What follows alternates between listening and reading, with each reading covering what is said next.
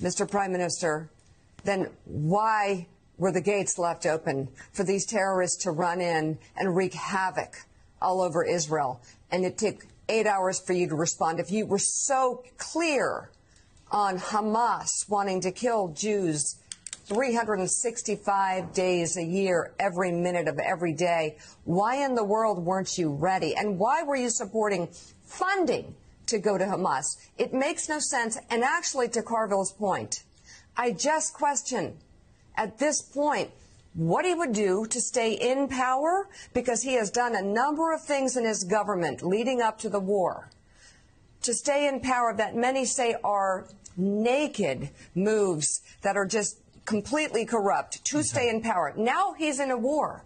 Oh, you can't move him now because we're in the middle of a war. What next? Well, this is exactly when they need new leadership. Because you have a guy whose very political existence has been centered around security. And so this is a guy that oversaw the greatest failure of intelligence in Israeli history, led to more deaths because of his intel failure of Jews than any time since the Holocaust. He knew that this attack was coming for a year. They had the plans in his government for the year, written down how Hamas was going to do it. They knew this was coming for a year. And not only did they do nothing, they had a meeting in Doha, Netanyahu's people, in Doha in September, less than a month before these attacks took place. And the Qataris asked Netanyahu's government, does Netanyahu still want us to send money to Hamas? And Netanyahu's government said, yes. Well, come on. Yes. Please keep sending money to Hamas. Keep funding Hamas. The Israelis, the Netanyahu government, had been in on Doha funding Hamas. You know, we sit back and we're like, oh, my God, what in the world is Qatar doing? They're supposed to be our ally. And then we find out in the New York Times 2 days ago that actually it's Netanyahu who's telling Hamas to keep funding Hamas. Israel to keep funding Hamas. Israel to keep funding Hamas. And by the way, we still haven't gotten an answer from anybody in the government on why, after 9/11, it took 3 minutes for our first responders to get there. After a school shooting in Nebraska, it took 3 minutes to lock the school down, 5 minutes for the cops to have the place surrounded, 10 minutes to shut down the entire town.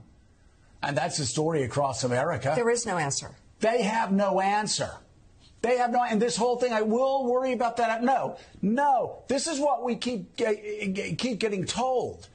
A guy that was so incompetent that he allowed the worst killing of Jews since the Holocaust. He knew the attack was coming for a year and did nothing about it.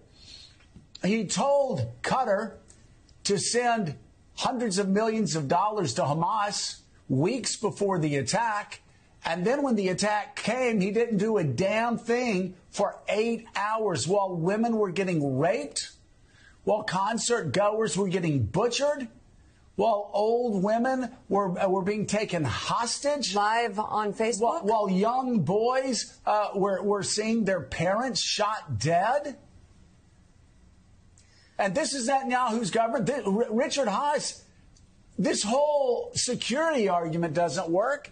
And James Carville is exactly right. It's something that I keep asking myself, and they go, we can't do anything till after the war. You have a guy that allowed this to happen. It was on his watch. He asked Doha to fund Hamas.